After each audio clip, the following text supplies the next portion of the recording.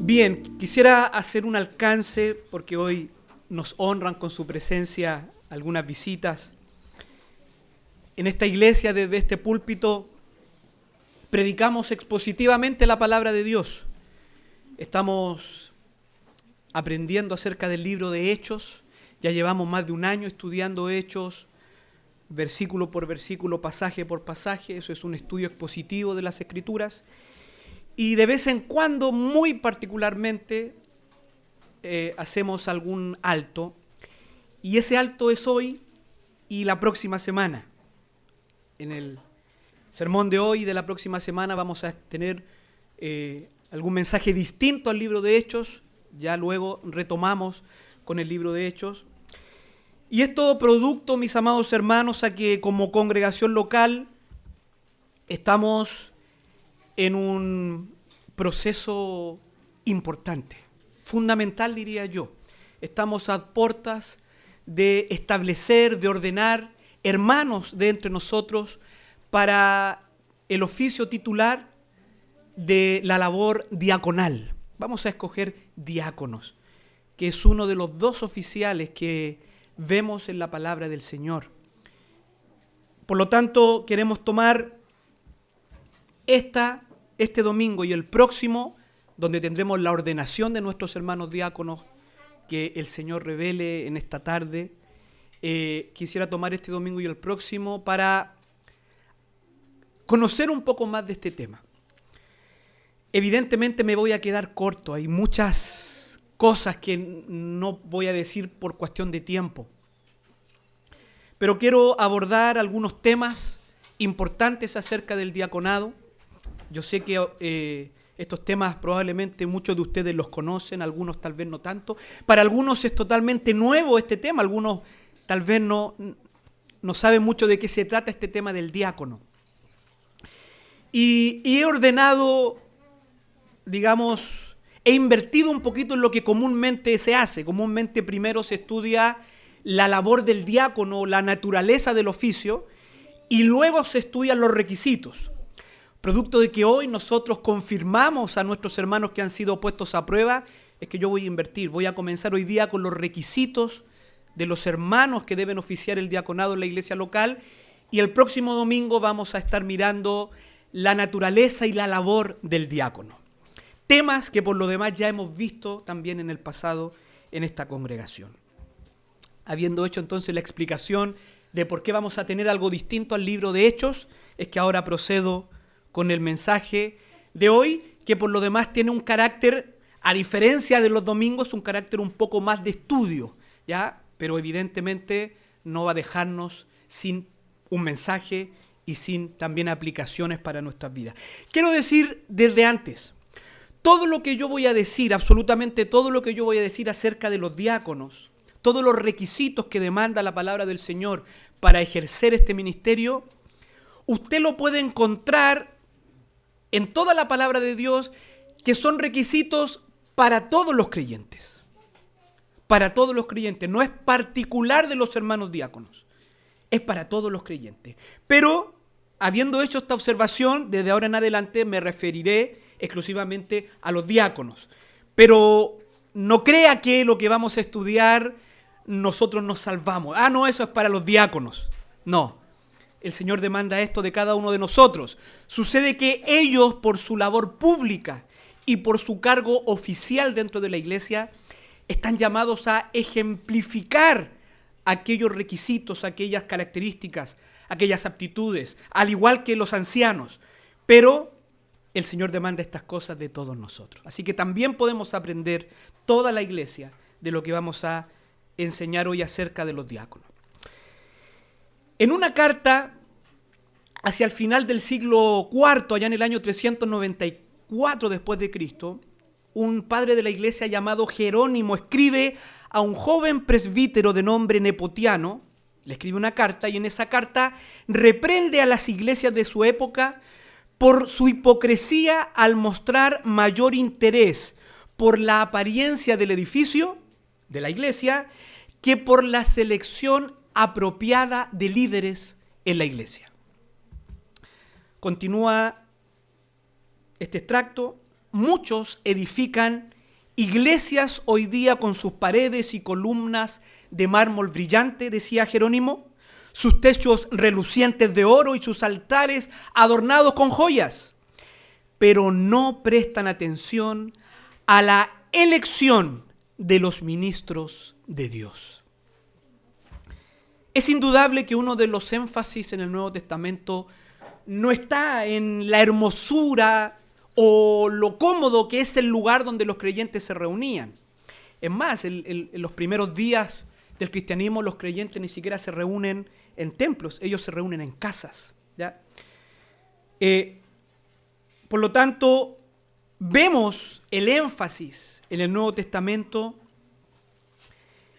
en cuanto al carácter moral y espiritual de aquellos que lideran la iglesia de Dios. Entonces las palabras de Jerónimo hoy día tienen mucha relevancia.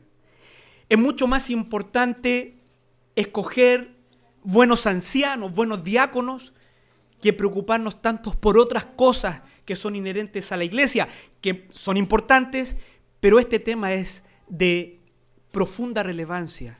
Escoger espiritualmente y basados en la palabra de Dios a aquellos que Dios ha de poner por delante en la iglesia del Señor. En esta breve serie, si da para serie, de 2 estudios acerca de los diáconos, estaré enseñando acerca de 2 temas fundamentales con respecto al ministerio diaconal.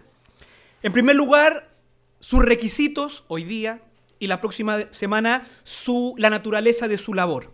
En preguntas simples, ¿quiénes deben ser elegidos diáconos para la iglesia local?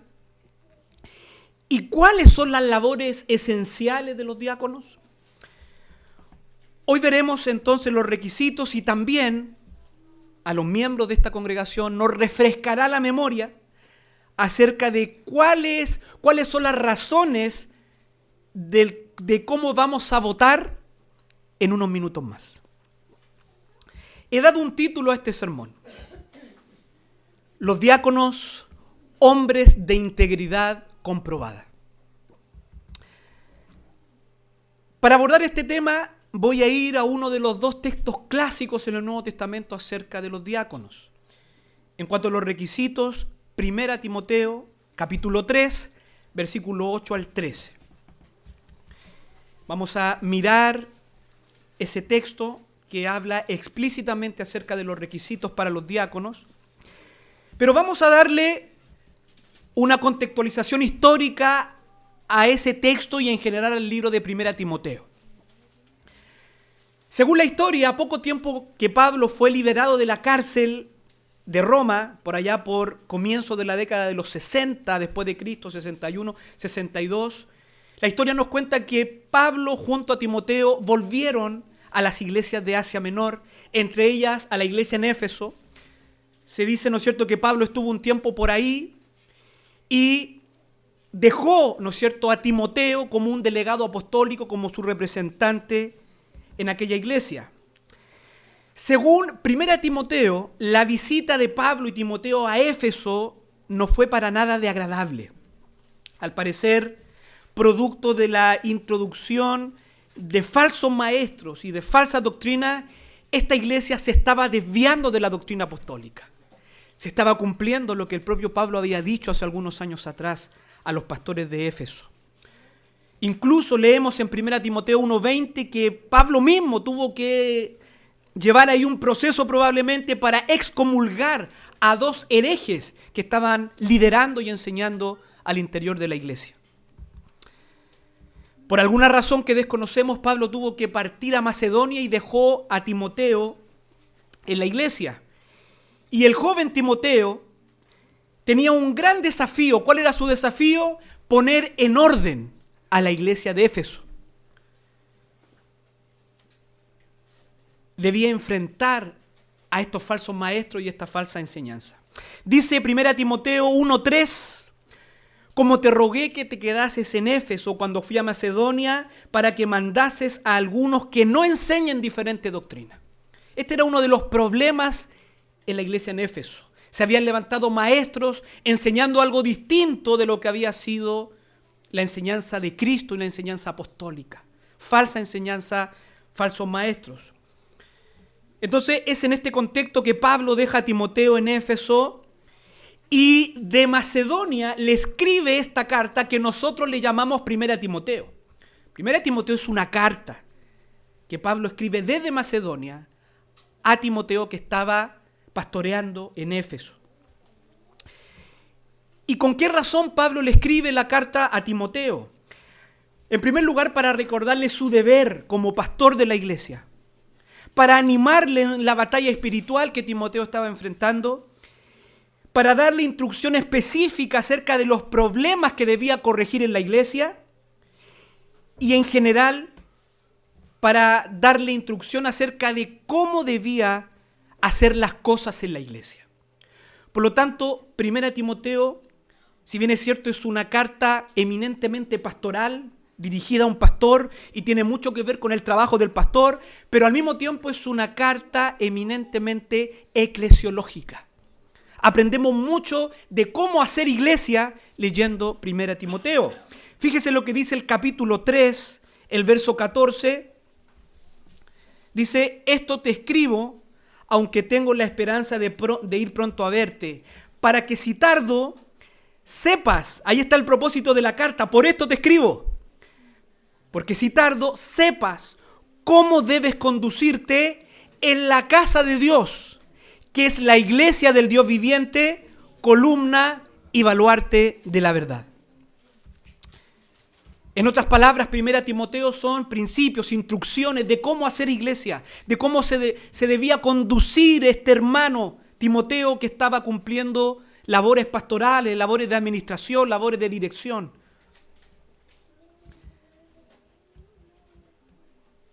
En 1 Timoteo capítulo 3, del verso 1 al 13, Pablo instruye a Timoteo acerca de los requisitos de los dos oficiales de la iglesia.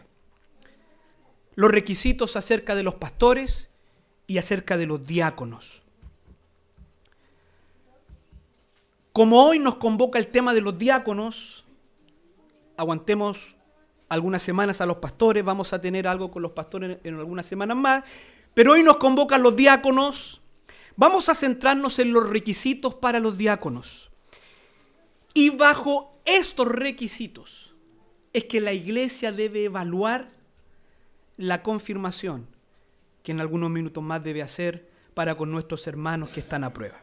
Vamos al texto entonces, 1 Timoteo capítulo 3, verso 8 al 13, dice así la palabra del Señor.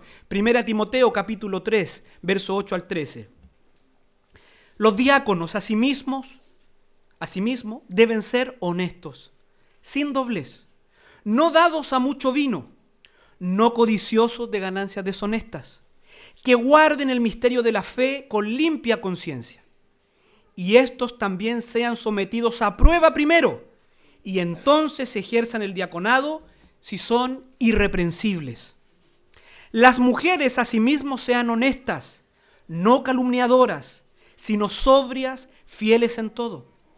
Los diáconos sean maridos de una sola mujer y que gobiernen bien sus hijos y sus casas, porque los que ejerzan bien el diaconado ganan para sí un grado honroso y mucha confianza en la fe que es en Cristo Jesús. Permítanme tener una palabra de oración. Oh amado Padre, nuevamente, Señor, vamos delante de ti en oración, dándote gracias, Señor, por este banquete espiritual que estamos viviendo en esta mañana. Te alabamos, Señor, porque es una bendición estar juntos en esta mañana y cuánto más en este momento ser expuestos a tu santa y divina palabra. Oh Señor, oramos para que por tu Santo Espíritu que habita en nosotros y está con nosotros, tú seas dándonos mayor luz, tú seas llevando tu palabra a nuestros corazones, tú seas enseñándonos, instruyéndonos, guiándonos y nos concedas la sabiduría por tu palabra acerca de lo que vamos a hacer también en este día. Padre, habla a través de tu palabra, obra en nuestras vidas. Te lo pedimos, Señor, y danos un corazón para oír. Te lo pedimos en el nombre de Cristo. Amén. Pablo comienza este texto, esta instrucción al pastor Timoteo acerca de los requisitos para los diáconos. Y comienza con un adverbio, asimismo, dice. Este asimismo une lo que Pablo venía diciendo acerca de los requisitos para los ancianos, lo une también con los requisitos para los diáconos. Esto significa que lo que Pablo ha dicho de los ancianos, es decir, que deben ser hombres que cumplan ciertas exigencias, se aplica también a los diáconos. Los diáconos también deben cumplir ciertas exigencias para ejercer este ministerio en la iglesia local. Y aunque los diáconos o el ministerio diaconal no es un ministerio de gobierno en la iglesia local, Pablo, al conectarlo con la elección de los ancianos, evidentemente le da suma importancia. Y está diciendo, ¿no es cierto?, que este ministerio solo está reservado para varones dentro de la congregación que cumplan con ciertos requisitos con los que va a mencionar. En segundo lugar, podemos ver rápidamente en este texto la necesidad de que exista una pluralidad de diáconos. Si usted se da cuenta que dice el texto, asimismo, los diáconos, ¿no es cierto? Por lo tanto, ahí también desprendemos otra enseñanza, otra instrucción. Al igual que el ministerio pastoral es un ministerio plural, al igual que en cada iglesia local debe idealmente, bíblicamente, existir más de un pastor, así también en la iglesia local debe ejercer más de un diácono. Es un ministerio también plural. Las veces que se menciona la palabra diácono en el Nuevo Testamento, haciendo alusión al cargo, al título, siempre se hace de forma plural. Y como decía, en este sentido sigue el mismo patrón que los ancianos. Solo un ejemplo. Busque por favor Filipenses capítulo 1, versículo 1. Filipenses capítulo 1, versículo 1.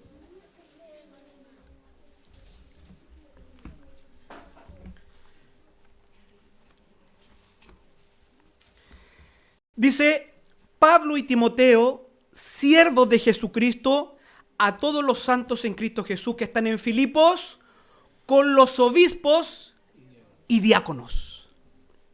Ambos en plural.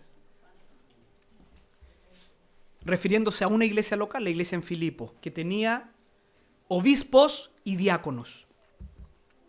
En este punto, mi amado hermano, solo diremos que debido a la naturaleza de sus labores, por ejemplo, labores de administración de recursos de la iglesia, es necesario que los diáconos sean un cuerpo colectivo, sea más de uno. Dice un autor al cual he seguido para este estudio llamado Alexander Strauch, un hombre que ha gastado mucho tiempo de su vida dedicado a estudiar el tema de los oficiales en la iglesia, tiene varios libros. Dice Alexander Strauch, el diaconado no solo requiere de protección en el área financiera, también requiere del beneficio de la sabiduría grupal. Los diáconos tienen que manejar muchas situaciones delicadas y complejas que involucran a hermanos y hermanas en necesidad. Varias personas que disciernen, cada uno dando su aporte de sabiduría y una perspectiva única para cada decisión, pueden manejar mejor tales situaciones. Como dijo el sabio rey Salomón, hierro con hierro se aguza, y así el hombre aguza el rostro de su amigo.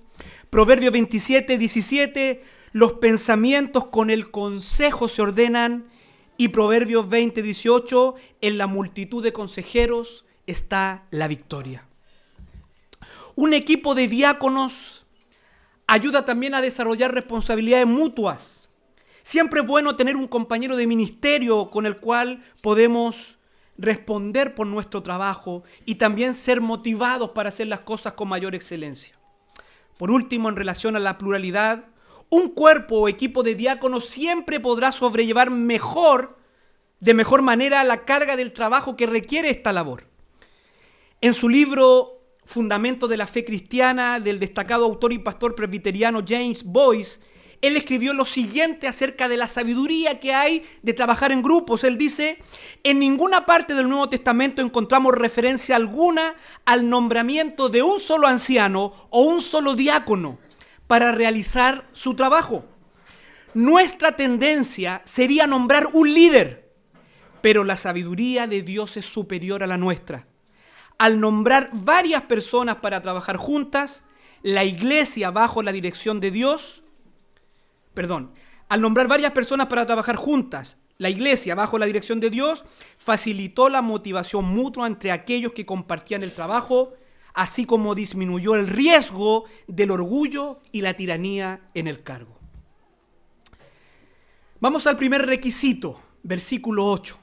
Dice: los diáconos asimismo deben ser honestos. Aquí la palabra que Reina Valera traduce como honestos es la palabra griega semnos, que significa literalmente graves o serios. También podría significar respetables y honorables. Muchas versiones de la Biblia traducen esta expresión que Reina Valera traduce como honestos, la traducen como dignos de respeto. Y yo diría que es la traducción mayoritaria.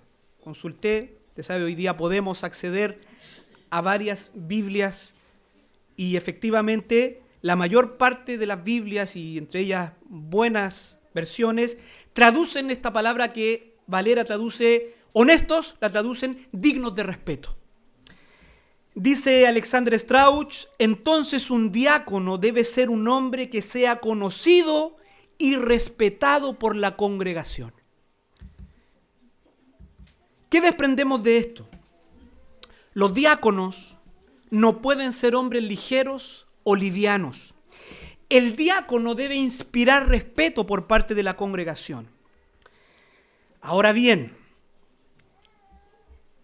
cuando miramos los requisitos, siempre debemos de hacer algún tipo de equilibrio para no irnos a los extremos. Y esto, mi amado hermano, para cada requisito que vamos a ver, porque todos los requisitos pueden tener un extremo que tampoco es sano. Cuando la palabra del Señor dice que los diáconos deben ser hombres dignos de respeto, hombres serios, hombres que inspiren respeto en la congregación, no debemos irnos al extremo a que el diácono debe ser un hombre seriote o severo. No significa que deba ser un hombre desagradable, que en todo tiempo anda con el ceño fruncido. Claro que no, no es lo que está diciendo. Pero sí debe ser un hombre serio y respetable. Los diáconos, por ejemplo, van a lidiar con personas y sus problemas. Por lo tanto, no deben ser hombres ligeros y superficiales. Ellos deben ser serios espiritualmente hablando. Luego dice que el diácono debe ser sin doblez. Esta es la palabra griega dilogos. ¿Y qué significa esta palabra? Literalmente de doble lengua. De doble lengua. Este es el tipo de persona, un hombre, ¿no es cierto?, de doblez o de doble lengua, es el tipo de persona que hoy dice una cosa, pero mañana dice otra según su conveniencia. Que acerca del mismo asunto le dice una cosa a Pedro y otra cosa a Juan. Un erudito griego dice que esta palabra, que Reina Valera traduce como sin doblez, dice que significa decirle una cosa a alguien y otra diferente a otro. Dice Alexander Strauch: cualquiera que sea su significado exacto, el término prohíbe cualquier clase de habla manipuladora, no sincera y falsa. Detrás de una palabra falsa hay una mente falsa. Positivamente, el término enfatiza la integridad del habla, la sinceridad y la veracidad. En otras palabras, una persona poco sincera, una persona que falta a su palabra, no puede ser ordenado como ministro de Cristo. Pocas cosas destruyen y han destruido más a la comunidad cristiana que el engaño y la mentira. El diácono, mis hermanos, es un hombre que estará en estrecho contacto con las personas. Y en la mayoría de los casos, estas personas estarán en situaciones vulnerables, de susceptibilidad, donde las personas en estas situaciones tienden a entregar más información de la que dirían en una situación normal. Un diácono que no sea de una sola palabra, que no haga uso adecuado de su lengua, causará muchos problemas en la iglesia. El diácono, como hemos dicho, tiene diversas labores administrativas y en muchos casos administrando recursos. Por lo tanto, el diácono debe ser una persona sincera y veraz, de una sola línea, sin dobleces. No puede tergiversar información para su propia conveniencia. Como dice la palabra del Señor, que su sí sea sí y su no sea no. Esa es una característica de los diáconos, sin doblez. Continúa el versículo 8. No dados a mucho vino. Y este es un requisito que no deja de llamar la atención, ¿no? Y aquí yo tengo una protesta.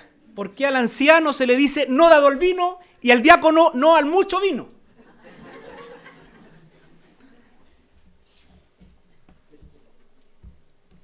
¿Querrá decir esto que por cuanto no es su trabajo principal predicar, el diácono tiene cierta licencia para beber y para embriagarse de vez en cuando? ¿Qué piensan las esposas de mi hermano? No, ¿no es cierto? De ninguna manera. Esta expresión, no dado al mucho vino, la debemos comprender en su contexto. La sociedad del primer siglo es una sociedad que utilizaba el vino como una bebida común, como una bebida cotidiana.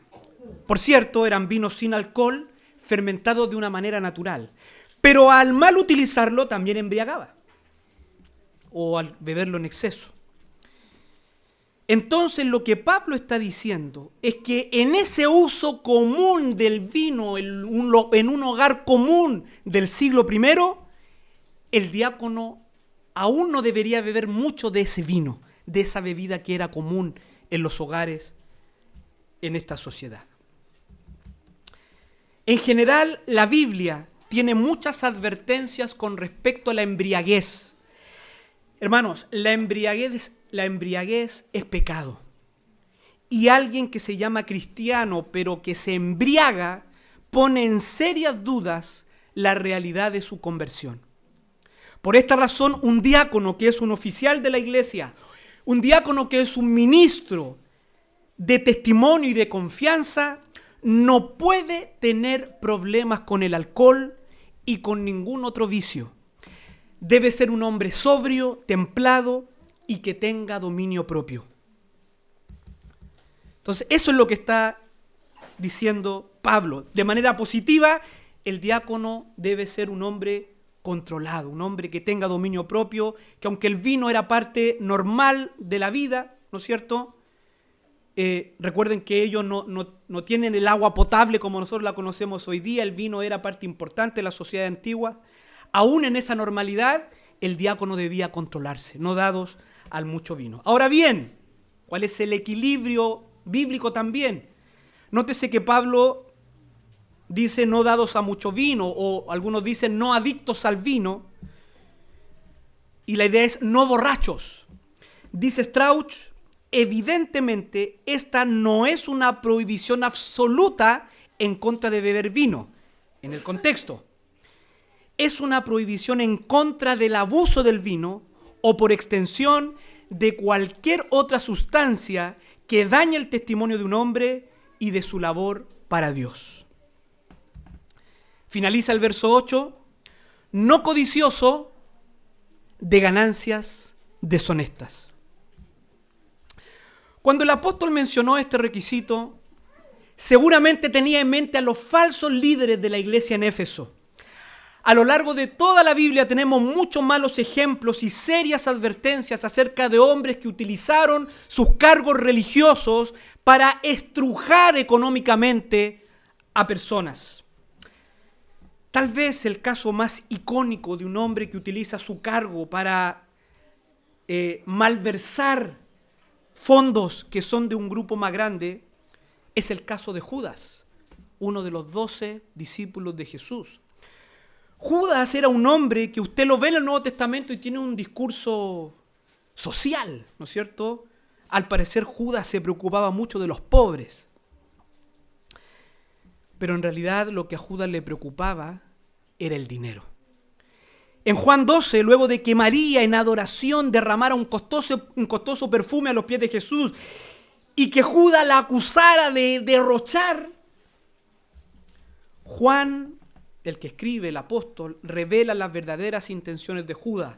Dice Juan 12:6, pero dijo esto no porque se cuidara de los pobres, sino porque era ladrón. Y teniendo la bolsa, sustraía de lo que se echaba en ella. Judas siempre fue un ladrón y se aprovechó de su cargo para robar. Como ya lo hemos mencionado, en las labores del diácono ellos tendrán que lidiar con dinero. Ellos manejarán las ofrendas de la iglesia para los necesitados. Ellos estarán involucrados en los presupuestos de la iglesia y donde hay dinero, mi amado hermano, los problemas siempre están a la vuelta de la esquina. En esta misma carta, en el capítulo 6, en el verso 10, Pablo le escribe a Timoteo, porque raíz de todos los males es el amor al dinero, el cual, codiciando algunos, se extraviaron de la fe. Por esta razón, los diáconos deben ser hombres íntegros en los aspectos financieros. Dice Alexander Strauch, personas que tengan problemas con la codicia, el robo o que estén involucrados en algún negocio ilícito, no son buenos candidatos para el diaconado. Pasamos ahora al verso 9. Dice, que guarden el misterio de la fe con limpia conciencia. El diácono debe guardar, atesorar, proteger y debe tener en muy alta estima el misterio de la fe. ¿Y qué es este misterio de la fe? No tengo tiempo para ir a hacer una explicación concienzuda de este tema, pero en el lenguaje paulino, el misterio quiere decir secreto revelado, ¿ya? Cuando usted lea misterio, evidentemente dependiendo del contexto, aparece varias veces, no quiere decir algo secreto, místico, oculto. No, el misterio de la fe es un misterio que ha sido revelado. ¿Y qué misterio ha sido revelado? Bueno, las grandes verdades del Evangelio. Miren lo que dice aquí mismo 1 Timoteo, capítulo 3, verso 16. Dice, e indiscutiblemente grande es el misterio de la piedad. Otra manera de hablar del misterio de la fe. ¿Y cuál es este misterio? Dios fue manifestado en carne, justificado en espíritu, visto de los ángeles, predicado a los gentiles, creído en el mundo, recibido arriba en gloria. Entonces, cuando nos dice el texto que el diácono debe guardar el misterio de la fe, está diciendo que estos hombres, los diáconos, deben tener una correcta comprensión de las doctrinas reveladas por Dios en su palabra. Los diáconos deben ser hombres que deben conocer el Evangelio, deben conocer la doctrina, lo que Dios ha revelado en su palabra. Y deben guardar este depósito de verdades, deben guardarlas, deben atesorarlas. Al igual que el anciano, el diácono, es un guardián de la sana doctrina.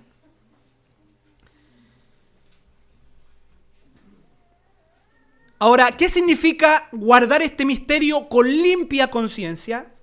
Quiere decir que los diáconos deben tener una vida que sea consistente con las grandes verdades del Evangelio. Su conciencia no los debe acusar de hipócritas, de incoherentes. Solo podemos vivir con limpia conciencia cuando vivimos en armonía con la palabra de Dios.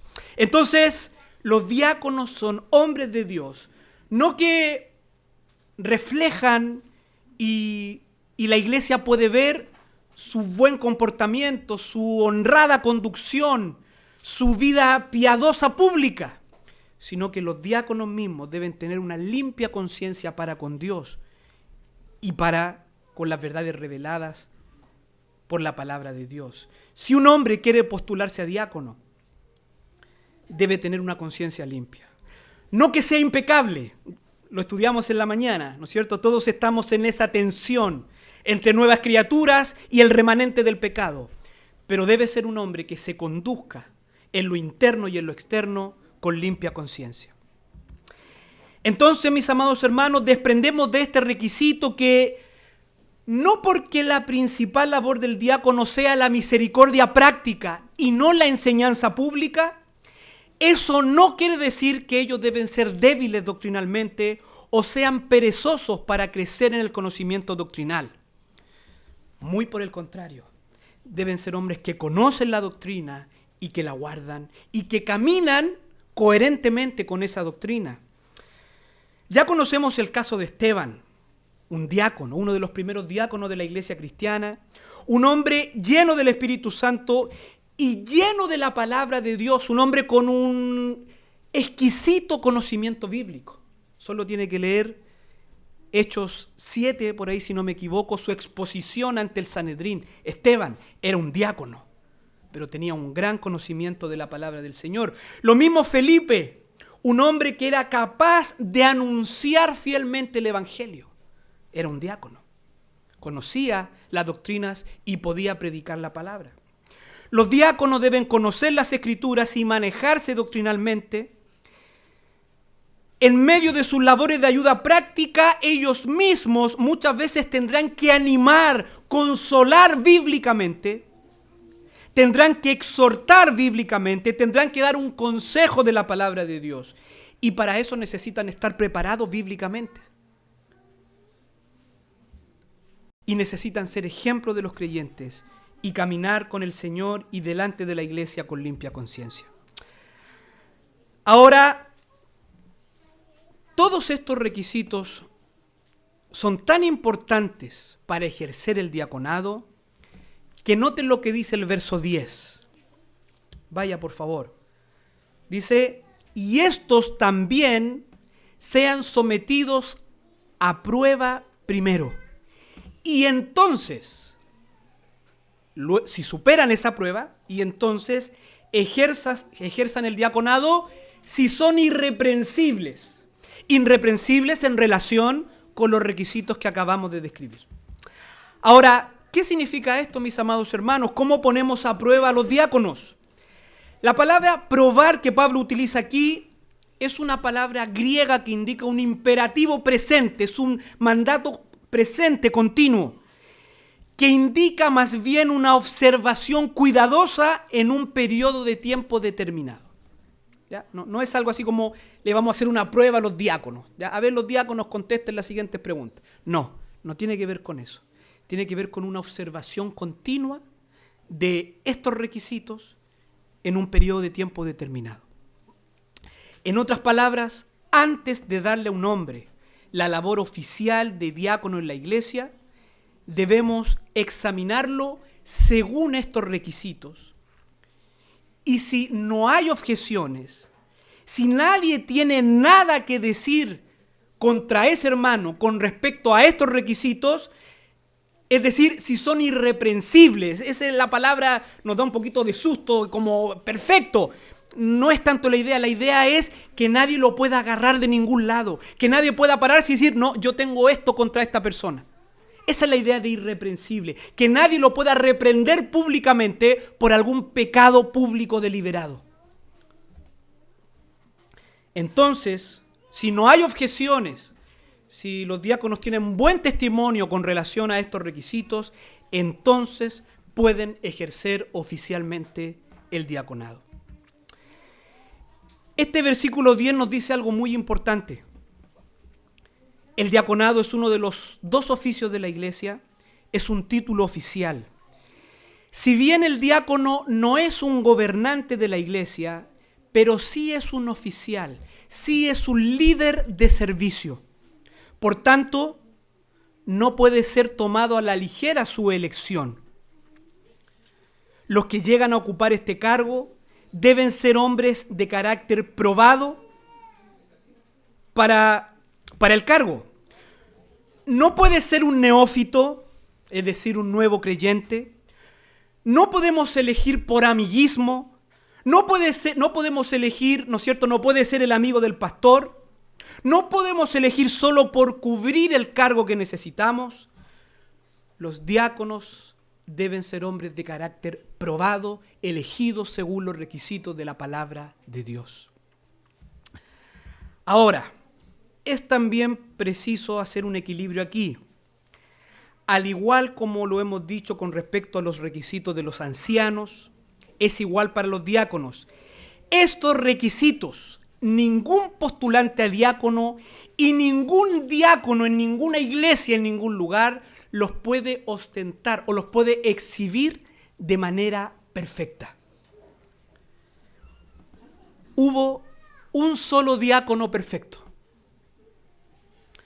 Solo un servidor perfecto. Ese se llamó Jesucristo. Él y solo Él es el perfecto diácono. Solo Él es el perfecto servidor. Los demás solo son hombres, sujetos a pasiones y debilidades, que han sido rescatados de su vana manera de vivir, pero que ahora están en un proceso de transformación. Agradecí a Dios por la enseñanza de la mañana, porque eso también a la iglesia nos pone en perspectiva con lo que vamos a escoger hoy día. No vamos a escoger a hombres perfectos que lo hayan hecho bien en todo. Vamos a escoger a hombres débiles, pecadores, pero que son hijos del Señor y que con la ayuda de Cristo han tratado de llevar adelante estas labores en este proceso de prueba. Por tanto, en unos minutos más, cuando tenga que votar, no busque perfección en nuestros hermanos, porque no la va a encontrar. Examínelos conforme a estos requisitos bíblicos y examínelos por las motivaciones bíblicas. No si es su amigo, no si le invitó o no a su cumpleaños, no si me cae bien o mal. Examínelo conforme a las cualidades dadas por Dios para este oficio tan importante. Dice el verso 11, vamos avanzando, dice el verso 11, las mujeres asimismo sean honestas, no calumniadoras, sino sobrias, fieles en todo. Y aquí se complicó un poco la cosa.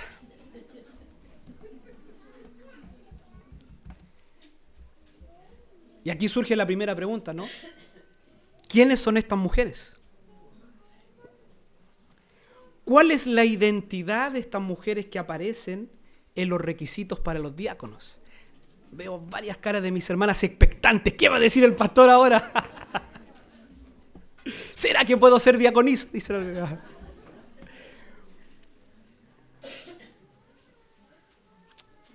¿Se referirá a las denominadas diaconisas? ¿Serán las esposas de los diáconos? ¿O son sencillamente mujeres que sirven en la iglesia? En honor a la verdad, mis amados hermanos y mis amadas hermanas, esta es una discusión abierta entre buenos hermanos, ¿ya? Debo decir que este es un tema debatible. Buenos hermanos, buenos expositores tienen visiones distintas.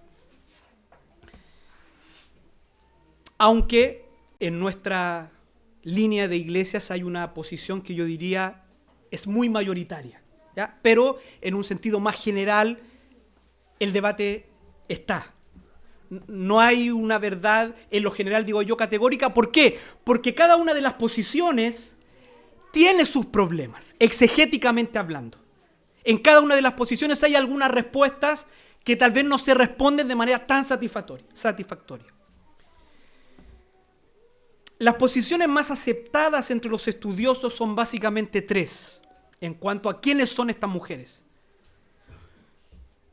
o estas mujeres son diaconisas oficiales de la iglesia, o estas mujeres son mujeres que ayudan en las labores del diácono, o estas mujeres son las esposas de los diáconos. Esas son las tres posiciones que se manejan en cuanto a este tema.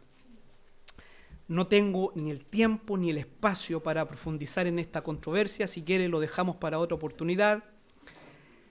Solo decir que en el entendimiento que tenemos hasta hoy y en la práctica de nuestra congregación, la cual también es la posición de la línea doctrinal, ¿no es cierto?, de las iglesias de las cuales nosotros somos parte y con las cuales nos asociamos, creemos que la identidad de estas mujeres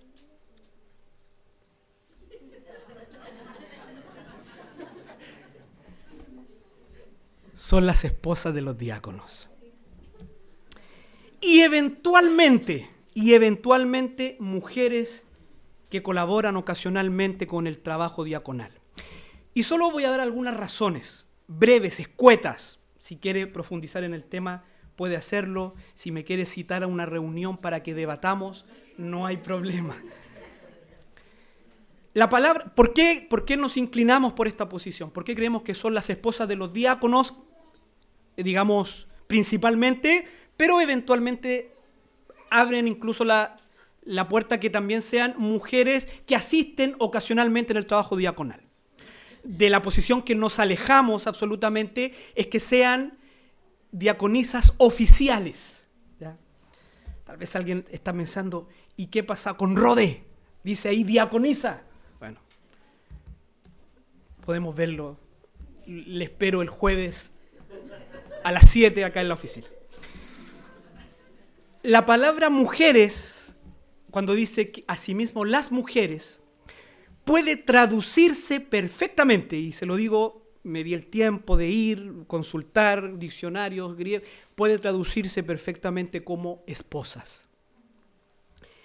Y varias versiones bíblicas lo hacen, ¿ya? Si usted tiene por ahí una NTV, que es una Biblia muy popular hoy día, dice las esposas de los diáconos. En segundo lugar, la virtual repetición en el versículo 11 de los requisitos ya enumerados en el verso 8 y 9 se ajusta mejor a que las mujeres son las esposas de los diáconos. Si estas mujeres fueran un tercer grupo de oficiales, porque esa es la posición de mujeres diaconisas, que son un tercer grupo de oficiales dentro de la iglesia, si este fuera el caso, se esperarían requisitos adicionales, pero prácticamente en el versículo 11 se repiten los requisitos de los diáconos, con solo una excepción que la vamos a ver a continuación. Si estas mujeres son las esposas, entonces nada nuevo debería añadirse, y es justamente lo que tenemos en el texto. Estas mujeres deben ser como sus esposos. En tercer lugar, esta interpretación, la que dice que estas mujeres son las esposas de los diáconos, se ajusta mejor con toda la estructura gramatical que aparece en los versos del 8 al 13. Por ejemplo, dice el comentarista Alexander Strauss, atención, de acuerdo con el versículo 10, los diáconos, como los obispos, deben ser examinados y aprobados antes de que comiencen a desempeñar su cargo. La necesidad de que sean examinados y encontrados irreprensibles lleva a Pablo a mencionar a las esposas, aquellas que están más cerca de los diáconos, quienes también deben desempeñar un papel, una labor dentro del servicio del diaconado. Estas esposas deben poseer un carácter moral parecido al de sus esposos, por lo cual el proceso de un examen para los diáconos debe incluir la aptitud moral de sus esposas. Luego concluye Strauss, si aceptamos la interpretación de que estas mujeres son las esposas de los diáconos, entonces vemos que el versículo 11 no es una interrupción inoportuna en medio de la lista de requisitos para los diáconos masculinos. Más bien, es otro requisito en cuanto a la aptitud de los diáconos para su cargo. En cuarto lugar, y aquí cito a un pastor muy popular que probablemente muchos de ustedes escuchan, cito textualmente al pastor Sugel Michelén, el cual también mantiene la posición de que son las esposas de los diáconos. Ante la objeción de aquellos que piensan que estas mujeres son diaconisas oficiales, y ellos dicen, es una objeción, si estas mujeres son las esposas de los diáconos, ¿por qué no están los requisitos para las esposas de los pastores? Esa es una objeción de la posición diaconisas, ¿no es cierto? Es un argumento. Ellos dicen, si son las esposas de los diáconos, ¿por qué también no están los requisitos para las esposas de los pastores? Y aquí cito a pastor Sugel. La razón por la cual se mencionan las esposas de los diáconos y no la de los pastores es muy obvia. Para él será obvio, ¿no es cierto? Dice pastor Sugel, es porque las esposas de los diáconos pueden involucrarse en un momento dado en el ministerio esencial de su marido. Mientras que las esposas de los pastores no pueden involucrarse en el ministerio esencial de su marido. ¿Por qué? Porque el ministerio esencial de los pastores es enseñar y gobernar, y las mujeres no pueden ni enseñar ni pueden gobernar. Pero el ministerio esencial de los diáconos es servir, es ministrar a los necesitados, y las mujeres de ellos sí pueden involucrarse en ese ministerio. Cierro la cita de pastor Sugel Michelén.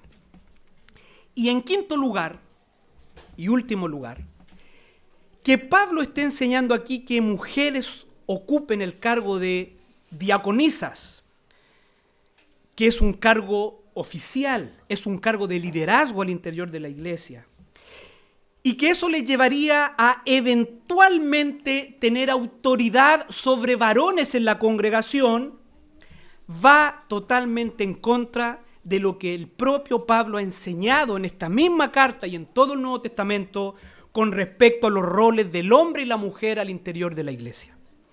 Esto está absolutamente en coherencia con el relato bíblico del origen del diaconado cristiano en Hechos capítulo 6, cuando los apóstoles dijeron, buscad pues, hermanos, de entre vosotros a 7 varones de buen testimonio, llenos del Espíritu Santo y de sabiduría, a quienes encarguemos este trabajo. Para terminar con este punto, solo aclarar algo para todos. Así como las esposas de los pastores no son pastoras, tampoco son mujeres líderes o mujeres especiales en la congregación, las esposas de los diáconos no son diaconisas. Tampoco ellas están encargadas de la labor de su esposo hacia las mujeres. No es el caso. Ellas pueden involucrarse ocasionalmente en el ministerio de su marido, ellas pueden acompañar a su marido y ellas deben ser mujeres que practiquen y exhiban la piedad, como vemos en este texto, pero ellas, las esposas de los diáconos, no comparten el oficio con su marido. Al igual que las esposas de los pastores, ellas son hermanas de la congregación que están llamadas a ocuparse en lo que el Señor le pide a todas las hermanas de la congregación. Las esposas de los oficiales, ya sean pastores o diáconos, no son necesariamente las hermanas más maduras de la congregación. No son las consejeras oficiales de las mujeres. Ellas son hermanas como todas las hermanas, que están llamadas a ocuparse en lo que el Señor demanda de todas las mujeres. Y esto exclusivamente para mis hermanas. Si usted considera un consejo de una de las esposas de oficiales de la iglesia, ya sea esposa de pastor o las esposas de aquellos que van a ser diáconos, si usted considera un consejo, acérquese. Pero no se acerque porque es la esposa de un oficial, sino porque usted considera que es una hermana madura, piadosa, ejemplar y que puede darle un buen consejo. Así como también puede acercarse a hermanas en la congregación que no necesariamente son esposas de oficiales, pero tienen el porte espiritual para dar un consejo. Ahora bien, ¿cuáles son los requisitos de las esposas de los diáconos y eventualmente los requisitos de las mujeres que colaboren en el ministerio diaconal? Bueno, prácticamente lo mismo que los pastores, que los diáconos. Y eso nos dice algo importante: cualquiera que se involucre en algún ministerio de la Iglesia de Cristo debe poseer un carácter aprobado, debe ser irreprensible. Entonces no vamos a profundizar en eso porque son prácticamente los mismos. ¿Cuál es el único requisito en particular que se demanda de las esposas de los diáconos, pero no de los diáconos? Mis hermanas, no se enojen conmigo. Esto lo escribió Pablo, no yo. Dice que no sean calumniadoras. Que no sean calumniadoras. Hermanos, esta es una palabra griega interesante. Esta palabra, ¿sabe cómo suena en el griego? Diabolos. Diablo. ¿Sabe lo que está diciendo Pablo? Que la esposa del diácono no sea una diabla. Eso está diciendo. ¿Y en qué sentido? En este sentido, el diablo es el acusador de los hermanos. En Job es el que lleva al cielo, ¿no es cierto? ¿Usted me entiende? Es el que lleva al cielo, el diablo. Las esposas de los diáconos y eventualmente las mujeres que se involucren en labores diaconales no deben ser chismosas. No deben hablar lo que no deben. Deben ser mujeres que controlen su lengua, que sean prudentes. Porque en ocasiones, acompañando a su marido en alguna visita, en alguna situación, van a también escuchar información que en la gran mayoría de los casos necesita quedarse ahí. Por lo tanto, no deben ser mujeres calumniadoras, chismosas, deben ser mujeres prudentes. Vamos avanzando, mis hermanos. El versículo 12 vuelve con los diáconos. Versículo 12. Los diáconos sean maridos de una sola mujer y que gobiernen bien sus hijos y sus casas. Pablo menciona los dos últimos requisitos para los diáconos que están relacionados con la vida familiar. La hora ha pasado, volveremos sobre estos requisitos en una semana más, cuando volvamos a los requisitos de los ancianos. Solo aquí decir que para Dios es extremadamente importante la vida familiar y el testimonio familiar de aquellos que lideran la iglesia de Dios. Hermanos, cuando dice que sea marido de una sola mujer, el énfasis no está puesto en que el diácono no deba ser bígamo. No, eso para gente cristiana es básico, se entiende. Ni siquiera el énfasis está tanto en que sea fiel a su mujer. Eso se da por entendido. Un hombre que le sea infiel a su mujer, tenemos todas las razones para poner en duda su conversión. Lo que está diciendo que sean maridos de una sola mujer es que el diácono es un testimonio público para toda la congregación, que él, en el sentido amplio del concepto, es de una sola mujer. Ese hombre le da a su esposa la prioridad que Dios le exige que debe darle, y no hay ningún espacio, ni en los pensamientos, ni en cómo él se conduce, para otras mujeres. Es un hombre, cuando usted mira la vida de ese hombre, es un hombre que pertenece a una mujer. Eso es lo que dice marido de una sola mujer, su esposa. Y también el diácono debe gobernar bien su hogar. Sus hijos que viven bajo su cuidado, bajo su techo, deben estar sujetos.